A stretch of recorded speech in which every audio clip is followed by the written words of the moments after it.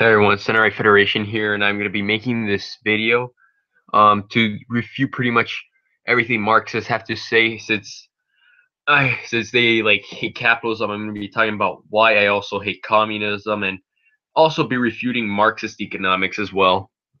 So no, so the first reason is it doesn't value creativity.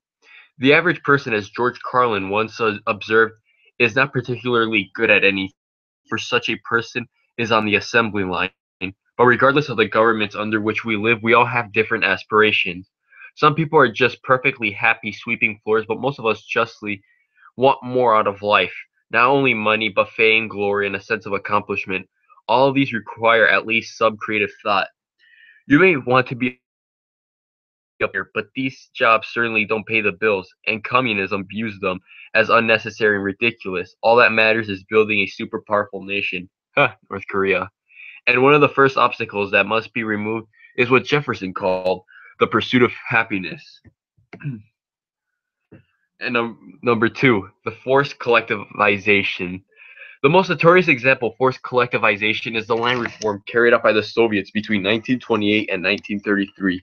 It was thought that collectivization would maximize the use and potential of the countryside for urban and industrial needs. Russian industry was just taking off, and enormous quantities of food would be required for the workers. Masses of resisting landowners, many of them small-scale farmers who worked on land, died at the hands of the state's requisition of crop and farmland was paid for by the farmers and by the lower class in general. Some 10 million whom starved to death in 5 years. Exactly same atrocity took place in communist China between 1958 and 1961. During this time, private farming was outlawed, and it had been in Stalin's Russia, and about 33 million people had starved to death in possibly the single most destructive famine in human history. Number three, you have no rights. Several of these entries are related, and absence of citizens' rights is at the heart of more than one. In keeping with that, in his Communist Manifesto for the distribution of all land and property for the good of the national community. This is theft from the citizens' point of view. They are forced to join the communist government whether they like it or not. This, of course, might be done with a might as right frame with guns will show up and take everything you have for the glory of the motherland, as the Soviets has said, of course, government thugs. Number four, reduced incentives to work hard. Incentives such as higher pay for doctors are necessary to give people with the energy they need to work hard in a difficult. When there are no extra incentives available, such as in a communist state where all reap an equal share in what some have worked harder to sow, the people in difficult jobs quickly lose their motivation. For example, workers would stop caring about how thoroughly they inspect the cars on the assembly lines, since it makes no difference to them either way. They are also likely to grow bitter at the government for failing to give them recognition when they do a good job. Revolts become a distinct liability because of this problem of reduced incentives. And now another one is militant opposition to imperialism. It doesn't take much to understand, much to bring the fury of a communist state upon you. In fact, it takes nothing more than simply existing in a capitalist state. The Communist Manifesto advocates the replacement of all governments by communist governments. This has also almost always put into effect internally. The Russian monarchy was overthrown, as were the Republic of China and the Cuban democracy. But the threat is merely internal. The U.S. need not fear a Cuban invasion. It controls second largest portion of American debt, and through that only amounts to about 8% is America's entire debt to them at once. America's already depressed economy, and that would be greatly harmed. Free market anymore. Now the environment. A communist state will make for its inefficient economy by doing so to produce. In the 1960s, the Soviet communist regime diverted two important rivers for irrigation. The Aral Sea, which has now shrunk to as little as 10% of its original size. It used to be the fourth largest lake in the world. The lesson, rather than the efficiency of economic model, the Soviet government chose to extract everything from the caring one bit about the health. And Scotty also is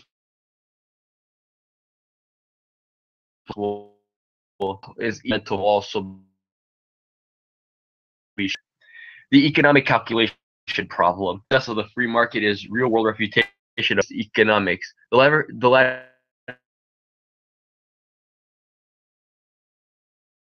has never on the market ration of a nation's resources. The only is you could have probably the free market is that the pure like hasn't existed in its. But the thing is, socialism has existed in a pure sense because even then, socialism, liberalism, they had help from Western nations. Even Cuba, to this day, receives billions. It's subsidized from European countries, and the communist government exercises on its whole economy a true free.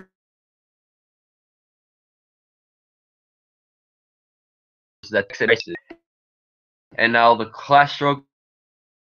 Marx founded on the principle that class struggles have been by far the primary cause of all strife, wars, economic woes, and regime collapses. There are popularity thought to be three major classes of people. The middle class, the upper class has most of the wealth. The lower class plays the peace, and class itself didn't erase the. Someone offered us like 7,000 to take these, but it does this. We're trying to get around like. It's because there must be a group of people. Group enjoys its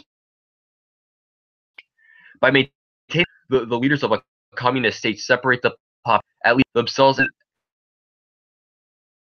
and the other one else has so where they had the 1% in poverty and start off of that. We also have general class and its abolition revolutions of 1907, Chinese of 1949, the Cuban of 1953 to 59, and a host of others.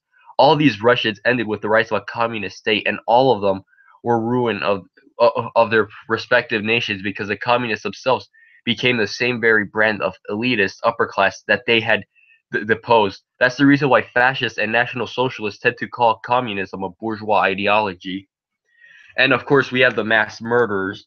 See, here's the thing, like communism itself is a violent ideology because even Marx himself said that one of the best ways to spread the socialist system is to eliminate its opposition. Communist rule may be directly blamed for the deaths at least 85 million people in the 20th century. Stalin alone murdered about 20 million people, although estimates range from 53 million to 80 million. In 1975, the Khmer Rouge seized power in Cambodia and set out to establish a communist utopia. Now I know what communists are going to say. They're going to say that he's not a true communist because he received support from the West. Stalin received support from the West as well during World War II. Does that mean Stalin is a capitalist? They immediately committed genocide on their own people. At least 2 million people were executed by brutally primitive methods in keeping with Khmer Rouge anti-technology stance, and they also killed a ton of capitalists and anyone who spoke French. And let's not forget Chairman Mao. He may not have been as evil as Stalin, but he was the very definition of indifference towards humanity. His great leap forward caused the deaths by starvation of 45 million Chinese civilians. Now, even if we talk about the deaths, even as many times as I've talked about in all my videos, it's sometimes useless because, see, leftists never learn from that.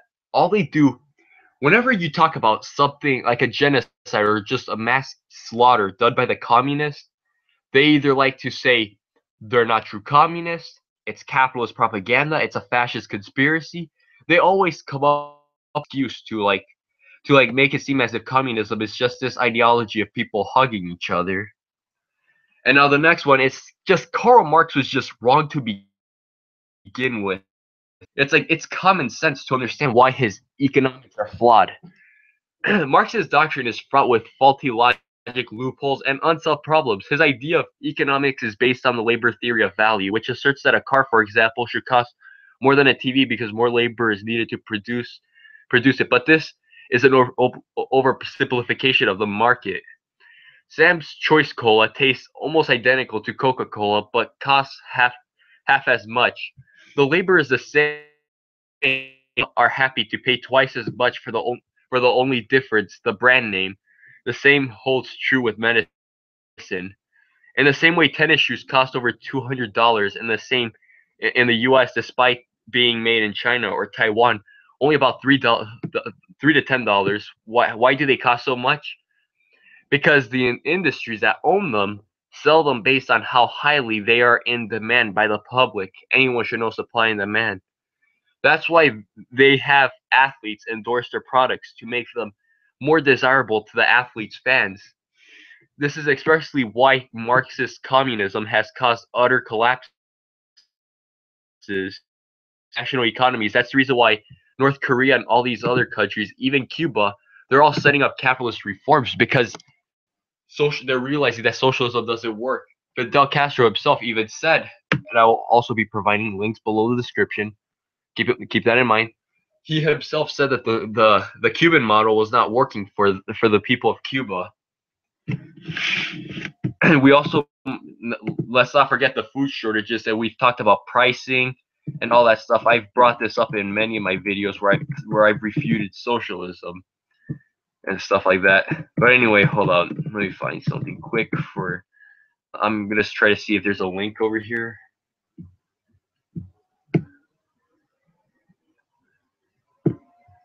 Alright, so that's about it. Thank you for watching.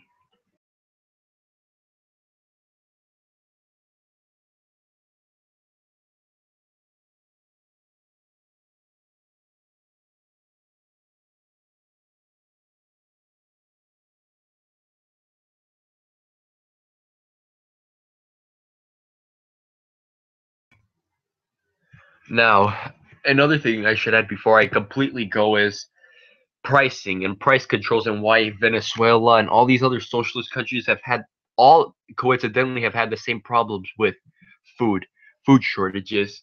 In order to understand the problem, but it's not due to any embargo or anything like that. It's due to price controls. In order to understand the problem with price controls, you have to understand prices, the NG. This is where the government artificially lowers the price of a product or service below the market value. It would artificially drive up demand, but in the end cause shortages. Essentially, a price ceiling is where the government sets a maximum cost to a product or service. For example, imagine you own a company producing and selling microphones, and then imagine it costs you $1 to produce, $100 to produce. The important point is, with the price ceilings, this causes shortages. Why? Each microphone, if it costs you $100 to produce each microphone, you're going to have to sell the product for more than what you produced it at. This is common sense. After all, the goal of a business is to make a profit. Price, like, it's to make profits, to invest into the company, to grow the business, such as producing more for customers, selling more, bringing in new microphones, etc. So let's then say you set the price of the microphone to a reasonable price that the market consumers agree upon, say $200 a microphone. What happens if the government sets a price ceiling on your microphones at $50? Well, this means that the government has artificially lowered the price of your microphones to a maximum price of $50. Immediately, you're in trouble. Why? Because what would be the point in producing those microphones that cost you $100 to produce if you're being forced to sell it for no more than $50? Immediately, you're running at a loss. Thus, there is no incentive to produce more. The incentive is destroyed by government's artificial price fixing by lowering costs. Although consumers' demand goes up, less is produced, thus causing shortages, and that will explain all the food shortages that happen in Venezuela and all those other places. See, not being able to trade with just one country, just one country is not going to cause you any shortages in your own country.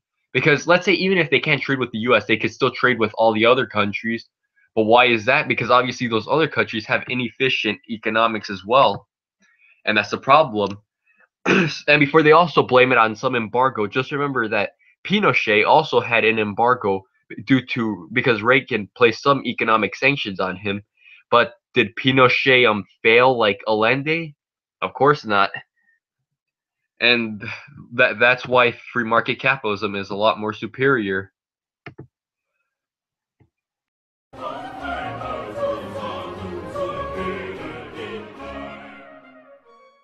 We have constructed a governmental welfare scheme which has been a machine for producing poor people.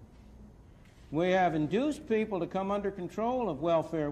I'm not blaming the people, don't misunderstand me. It's our fault for constructing so perverse and so ill-shaped a monster as the whole set of welfare programs we have, under which we encourage people, families to break up.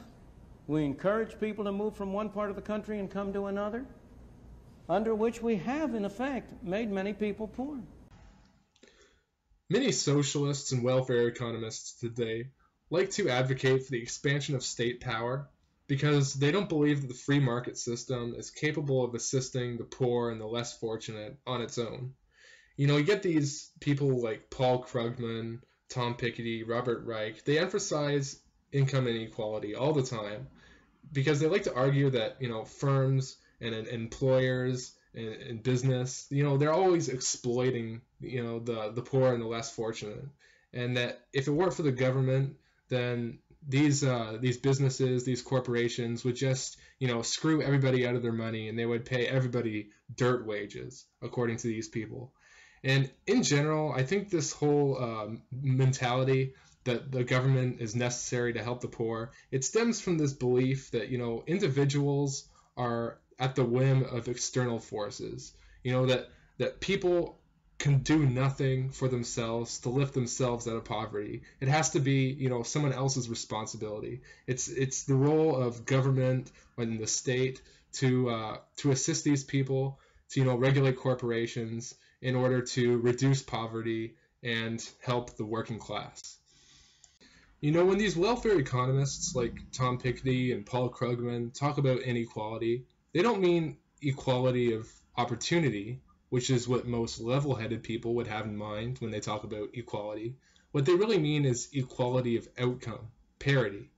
You know, they compare these different time slice income distributions, and they find that some people are really, really rich and some people are really, really poor. And, you know, they use these income distributions to rationalize that, you know, it's the responsibility of some third party, i.e. the government, to step in and redistribute income in accordance with some sort of egalitarian principle. Now, the human race began in poverty, so there's no mysterious explanation as to why some people are poor. The question is, why have some people gotten prosperous? And in particular, why have some gotten prosperous to a greater degree than others? But everybody started poor, so poverty is not a mystery to be solved by intellectuals. Intellectuals have no interest in what creates wealth and what inhibits the creation of wealth. They are very concerned about the distribution of it, but they act as if wealth just exists somehow. And it's only a question, it's like manna from heaven. It's only a question of how we split it up.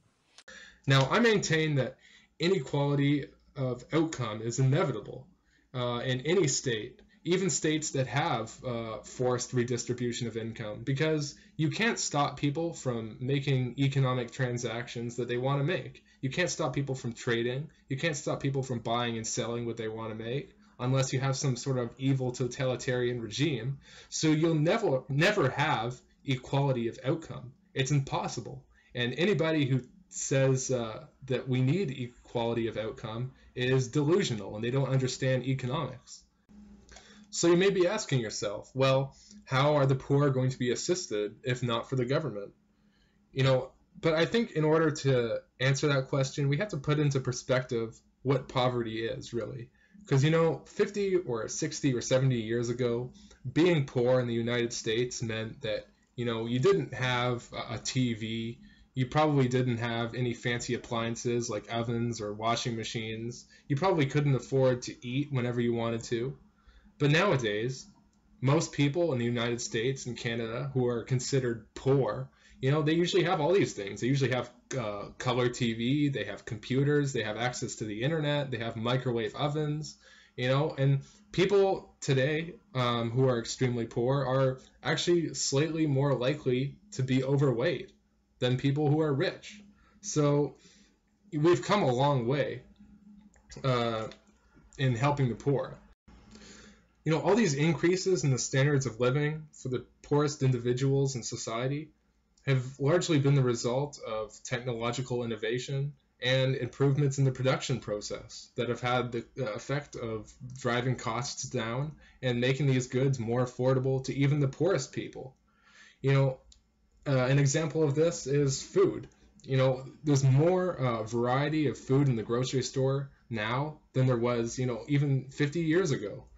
And that's largely because of improvements in the way that we grow food and improvements in, chemical knowledge and the way that we raise animals and all sorts of things. And those have had the effect of not only creating more of a variety of food, but also driving costs down.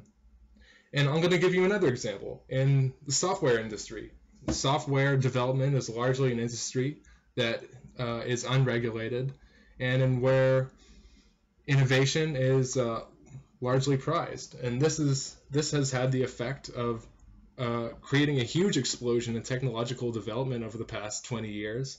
And, if you don't believe me, hey, your computer right now is magnitudes more advanced than a computer, hell, even 10, 20 years ago. So these increases in technological development, they've had the effect of making goods more affordable to the poor. And this, more than anything, I think has increased the standards of living of the poorest people. But even in terms of social assistance, the free market is much more efficient than any sort of government program like welfare or food stamps have been at helping the disadvantaged. And to see this, just think about the period of the most economic freedom in the United States, which was the late 19th and early 20th centuries. And during this time, you see an explosion in the founding of different charities and charitable organizations and philanthropists that are willing to help out the poor. This is the period where you see the founding of the Salvation Army, the Red Cross, the United Way, all these different firms and philanthropic organizations. They do a much better job at helping the poor than, social assistance or government welfare programs. And I think what can explain this is that when you give individuals more responsibility and freedom, people will take it upon themselves to help the poor and the disadvantaged in their communities. But when, the government takes responsibility for the poor, then people feel less of an obligation to help out because, it's not on them to help the poor. It's the government. It's some higher powers problem that there's poor people. But when you have economic freedom and people can make decisions for themselves and people are free largely to earn money, to succeed or fail at their own merits, then I feel that they would be much more sympathetic to the poor and they would be much more willing to help them out and do what they can to help out than in a system of government bureaucracy. Another way that these welfare economists and socialists like to think that they can help out the poor is by increasing the minimum wage. You hear them talk a lot about this. We have to impose, a living wage of $15 or $20 an hour or whatever it may be in order to help out the poor. And I contend that this has the complete opposite effect of what they're intending. It's not going to help out the poor at all. It's going to affect the poorest workers the worst. And I'm going to explain to you why. Because if you have a wage that's, let's say, set at $15 an hour, then pretty much only people whose labor is worth $15 an hour are going to get the jobs in that sector.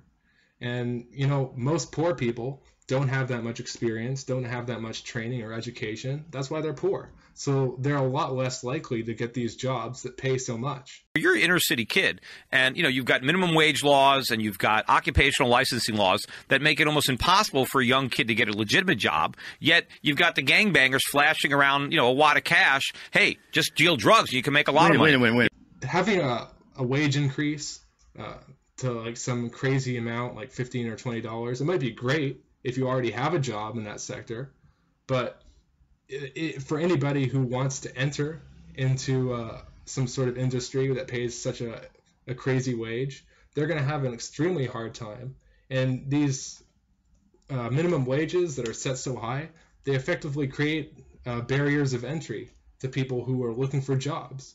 So it may be great for the people who are working there, but not so great for the people who are unemployed and looking for work, which is, most poor people. And you have to understand that there is no free lunch. If you increase the wages of some workers, then it's going to come at the expense of something else. For example, if you increase the minimum wage of Starbucks baristas, then the price of your coffee is going to increase. If you increase the wages of airplane pilots, then the cost of airline tickets is going to go up. So increasing the minimum wage doesn't really have the effect of raising people out of poverty. You always hear these welfare economists talking about getting higher wages for the workers at the expense of corporate profits. But, that's simply not the case, because you have to understand that corporate profits really aren't that high.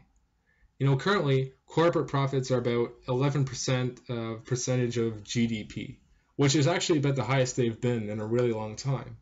But even in the past 5 years, they've been as low as 4% of GDP. So you can't always expect corporate profits to be there. If you take away corporate profits to give to pay the workers with, then you're really killing the goose that's laying the golden eggs. You realize that these people who are getting the profits, they're the ones who are employing you. They're the ones who are paying you to work. And if there's no profit incentive for them to keep their business open, then they're going to close and you're going to be out of a job. Right? I know I've touched on this topic of income inequality and how the free market can help the poor in several other videos, which if I remember, I'll try to link down in the description. But it really is true. A rising tide raises all ships. And when an economy is unrestrained as much as possible by taxes, tariffs, quotas, and wage restrictions, then that's really the best way to help out the poor. And welfare economists and socialists like Piketty and Krugman and Robert Reich should take this into consideration next time they advocate for forced redistribution of wealth, because I really think that they are mistaken. Anyway, like this video if you enjoyed it. Subscribe to my channel for more. I am Vladivostock. Talk to you guys later. I'm no communist, I'll tell you that right now. I believe a man should own his own house and car and cow. I like this private ownership, I want to be left alone. Let the government run its business and let me run my own. So prices give us incentives, and they give other people incentives basically to get things done. Because we can't do everything for ourselves, we get other people to do things for us, and prices are an important part of that.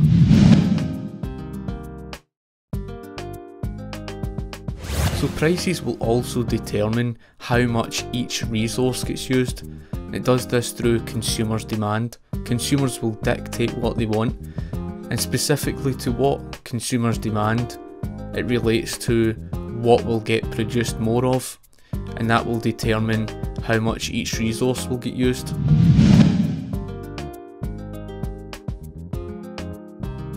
People often confuse prices as a barrier to what people want.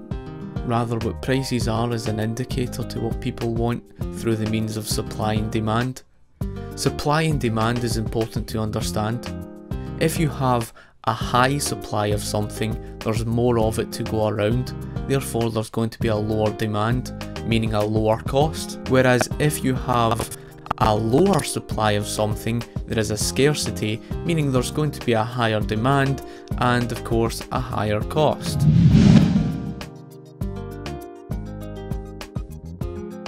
Prices is not what causes scarcity. Scarcity is determined by how much of those resources are available to us and how high a demand there is for those resources.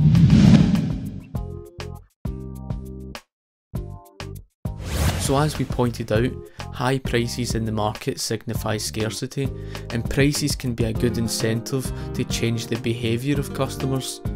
Customers may spend less on the higher costs, and it's a very good thing because of the scarcity, where they may spend more on the lower costs where there is an abundance of resources.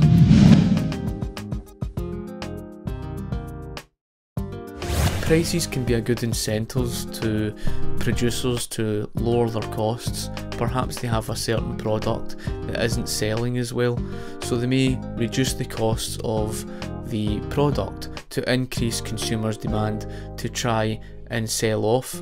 They will make losses, but not as heavy losses as they would if they kept the price high.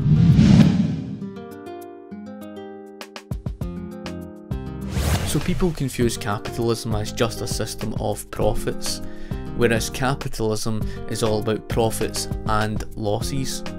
It's important to understand losses because what losses tell the market is what to stop producing more of, where to stop putting resources, and what to stop investing in.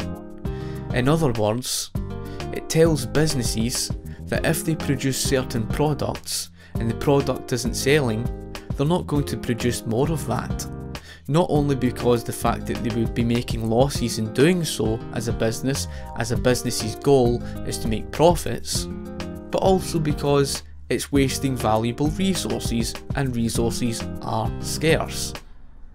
So it's important to understand that capitalism isn't just about, profits, but of course also losses. Whereas the profits tell the businesses what they must produce more of, and what to invest in, and where to put resources. So it's very important that people understand capitalism is more than just profits, it's profits and losses.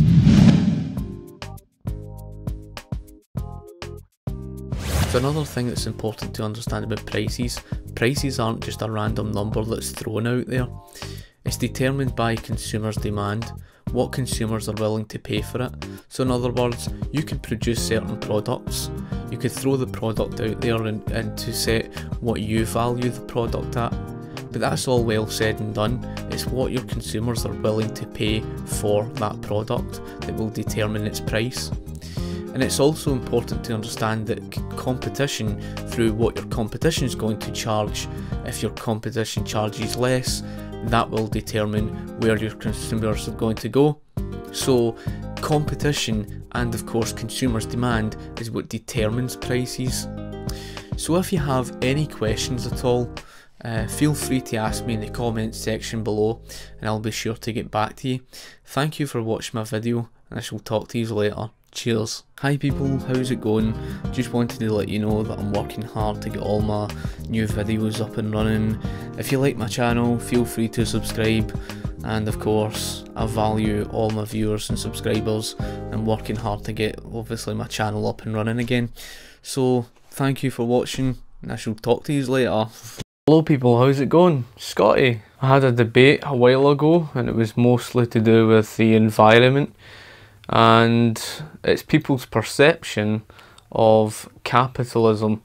They have this view that, the evil, greedy capitalists will use up the world's resources, and therefore the argument in their case is that we need the government there to protect us from the evil capitalists. I'm no communist, I'll tell you that right now. I believe a man should own his own house and car and cow. I like this private ownership, I want to be left alone. Let the government run its business and let me run my own. So the problem with the argument is the very fact that people don't understand that with regards to businesses, and anybody will agree with you upon this, The goal of any private business or private landowner is to make profits. Anybody will agree with you upon that, and they'll probably say, yeah, that's exactly the reason why, you know, they'll probably use up all the natural resources and all the rest of it. I don't specifically know what they would exactly say, but, you know, I've came across a number of people who have that type of view. Now, the reason why that becomes such a problem is because in order to maximise your profits, you're going to have to minimise your costs. And people don't understand that. A prime example of such a successful business owner was John Davison Rockefeller, as I have mentioned before. He did not become successful and he didn't dominate the market because of the railroad industry of the 1870s. In fact, he entered the market in 1863, and by the late 1860s, he dominated the market. How did he dominate the market? He didn't use predatory pricing. It was just a fact that John Davison Rockefeller was more efficient than his other competitors. He was more efficient with his business. So, it's the same with any private business owner, private landowner. They have the incentive to maximise their profits by minimising their costs. And what that means is, minimising your costs means using fewer resources. You're not going to use more resources because more resources are going to cost you more. So it's all about economic efficiency. It's all about using the fewest resources as possible to maximise your profits. And the other reason why the argument is deeply flawed is for this reason, that private landowners have the incentive to better the lot of their land. Why? Well, your land can either appreciate in value or it can depreciate in value. We hear this argument that, you know, the greedy capitalists will cut down all the trees and they'll exploit the land, and all those resources would be destroyed, and, you know, this is why we need government to own the land and all the rest of this stuff. What people don't realise is that if a private landowner was to do as such by destroying much of the resources of his own land, if he was to do that, his land would depreciate in value. Therefore, later in the future, if he wanted to sell his land, it's a bit like if someone owns their property of their house. They have the incentive to look after their house, to look after their property. Because, you know, if they were to move, if they were to sell their property, they want to ensure that their house is going to keep its value, or even to make profit from when they go to sell the house or whatever. Well, it's the same thing with private land.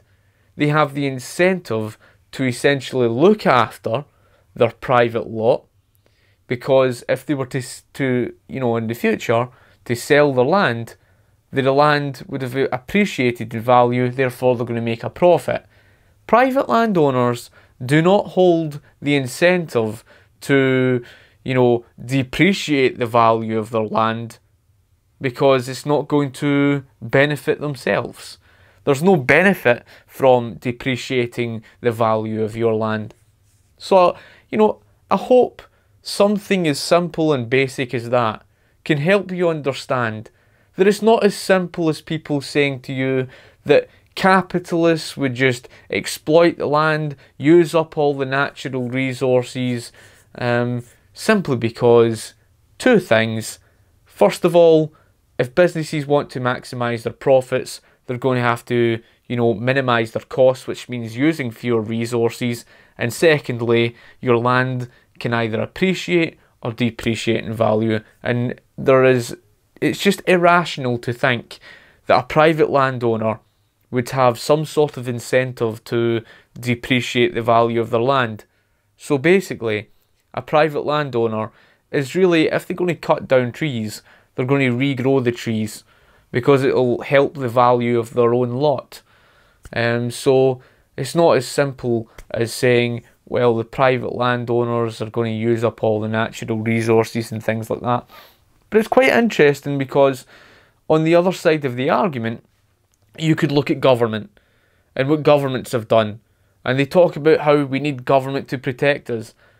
And you always hear the sort of arguments about BP and the oil spill, but they're so quick to forget the Mexican state-owned oil company that basically caused a massive spillage of oil into the Gulf of Mexico. The difference was between BP and, of course, the company that was state-owned was the very fact that the government did not pay for its damages, but BP did. That's the difference. In other words, the private sector took accountability for its own actions, its own responsibility. The government never, because it holds a monopoly over it. Other examples, like I've mentioned before in the past, we've seen government destruction of such land. Just look at the Aral Sea, the 4th largest lake in the world at one point. In the 1920s, the Soviet Union centralised agriculture, and by 1960 it was devastated. The land was contaminated. The fishing industry between Uzbekistan and Kazakhstan was completely devastated. And that's a prime example of government causing destruction to the land. And you hear the arguments about the Amazon forest. I mean, there was the United States, I don't know if it was President Obama, but he was seeking to buy over the Amazon. It's one of these things that if it's left in the hands of government would easily just soak it all up. It would waste the resources. And it's that argument where you hear that we need government to protect us from all of this. And they don't realise, from what I've just explained, the private sector, it's not just as simple as just saying, well, here's the private sector, here's capitalists, they're going to use up all our natural resources and we'll be left with nothing. So anyway, people, I hope you've enjoyed the video and I shall talk to you later. Thank you for watching. Cheers.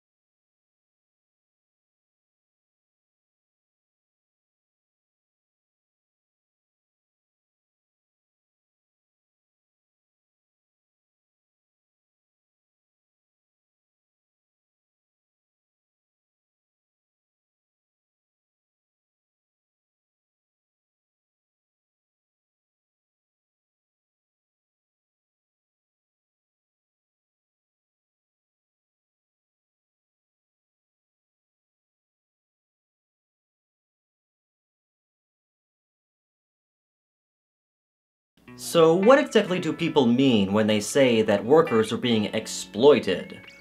Well, let's say that someone's a worker at a shoe factory, and they are paid $1 per pair of shoes they produce. Let's also say that the capitalist is able to sell those shoes for $50 a pair. Let's also say that the cost of tools, raw materials, and so on comes out to $5 per pair of shoes. This means that the worker is producing $45 in profits per pair of shoes, yet they are only being paid $1 in compensation. Some people consider this to be surplus labor, otherwise known as exploitation!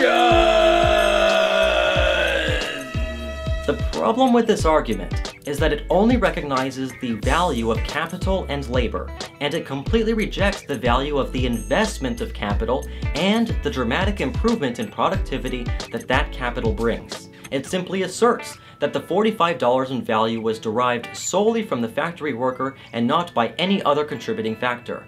This assertion is simply wrong. Let's break this down into a simpler example. Let's say that you and I are stranded on an island, and we have no advanced technology whatsoever. So we spend our days fishing with our hands, and because of this we are each only able to catch one fish a day. Well, one day you decide that you're going to take a risk. You decide that you're going to go a day without eating anything at all, and instead you're going to devote your time toward building a net, which will hopefully allow you to catch more fish. So tomorrow comes around, and thanks to your net, you are now able to catch 3 fish a day. Now you only have to go fishing 1 out of every 3 days, and you can spend the other 2 days having fun and doing whatever you want. Well, I look at this position with envy. I want to improve my living standards as well, but I don't want to go through the self-sacrifice of going hungry for a day in order to build my own net. Realizing that this is an opportunity to further increase your living standards and mine at the same time, you offer to lend me your net under the condition that I give you 1 fish a day. Now you no longer have to go fishing at all, and I am able to make 2 fish a day rather than 1. We are both better off. But some people would look at this scenario and cry foul. They would argue that you are exploiting 1 fish per day from me, that I am producing 3 fish a day even though I'm using your net, and that you would be exploiting me if you demanded any of my 3 fish. The problem is a misunderstanding of who owns what. You own your net. I own my labor.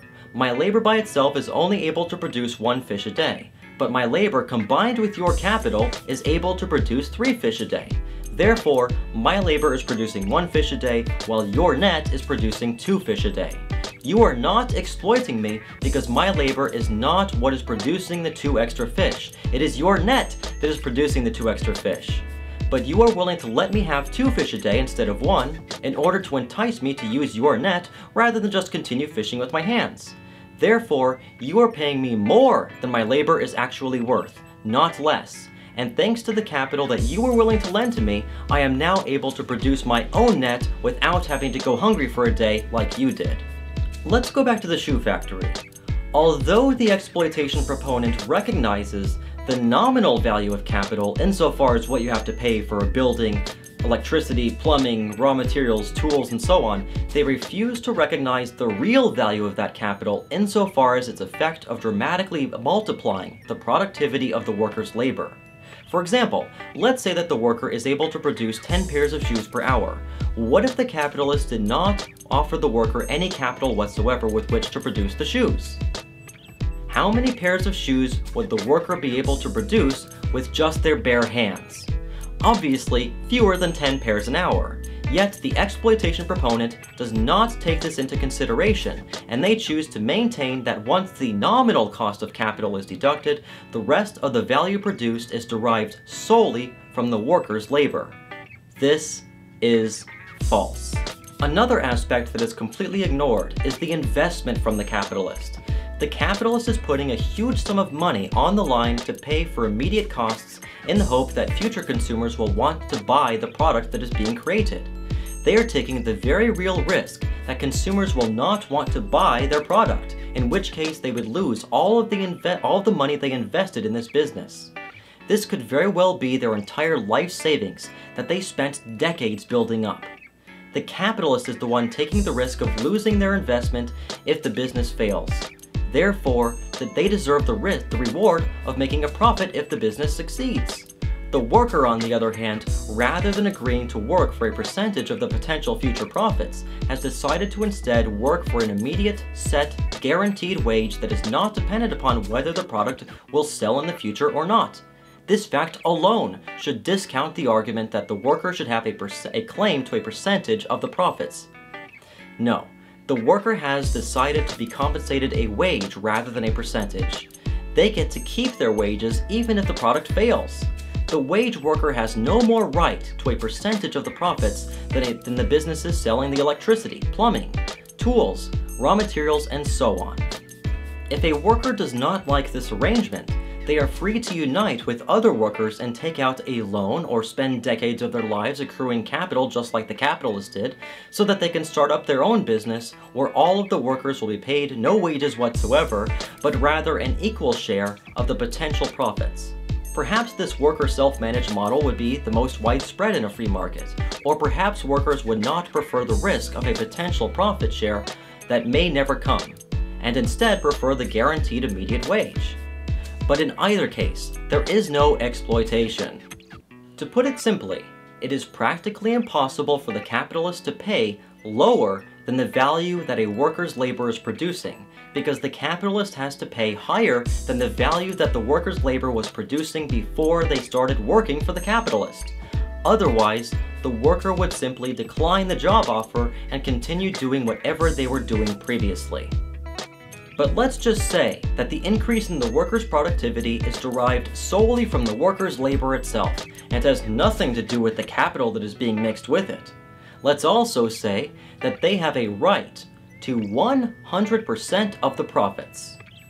Okay, let's say that a capitalist is renting a boat for 10 fish per hour, and he pays you 10 fish per hour to go fishing with the boat, and produce 50 fish per hour.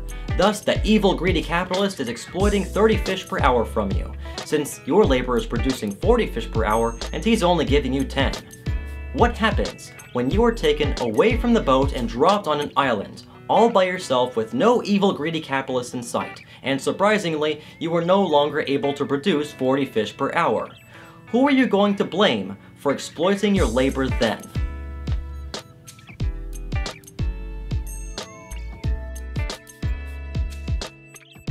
Hello, I'm a capitalist, and I'm a socialist, and I am a widget owner. So Cap, I can sell this widget as is for around $1,000. But if I hired you to add some gadgets to it, how much could I sell it for? Probably around $10,000. Alright then. Would you be willing to do it for $1,000? Sure, you've got a deal. Great!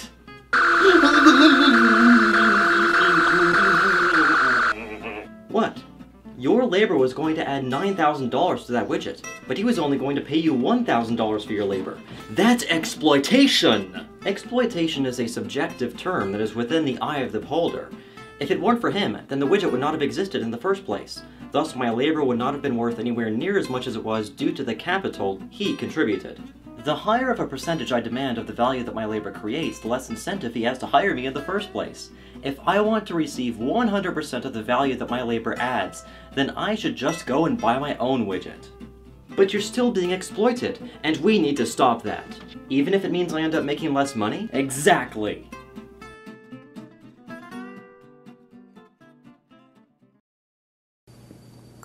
Hello. What do you really know about the Swedish economy? My name is Lotta Moberg, and I welcome this opportunity to dispel some of the myths about the economic system in my country, as part of the Center for Freedom and Prosperity's Economics 101 series. Our topic is comparative economics, an examination of what policies cause economic growth and which ones lead to stagnation. First, some background. Sweden has not always been the country of the welfare state and high tax rates. My country became rich many decades ago when we embraced the principles of the free market. The golden age of economic growth in Sweden began around 1870 and lasted about 100 years. During that period, real per capita income rose sevenfold, giving Swedes the fourth highest per capita income in the world by 1970. How did we become rich? Sweden had robust and secure property rights and the rule of law, with a fair and honest court system, and a solid private banking system. Trade surged as tariffs and banking regulations declined. Sweden also had a relatively small government for most of that period, with taxes and spending about the same level as the United States. But in the 1970s, things began to go wrong, and the Swedish economy began to lag other rich nations. The government gave subsidies to industries in trouble, instead of letting inefficient companies fail and leave room for new and more productive ones. Taxes were sharply increased. At one point, taking into account all taxes, the marginal tax rate was over 100% for some people. All of the new subsidies and benefits resulted in the public sector consuming an even larger share of national output. The 70s was also the decade of new regulations on the labor market, with more protection of workers and more obligations for employers toward employees. The Swedish currency, the krona, was devalued several times in an attempt to boost export industries. This is a bit like peeing in your pants. It's first all warm, but will soon turn cold for a long period ahead. A nasty spiral of even higher wage demands from workers was met with currency devaluations in vain attempts to save businesses.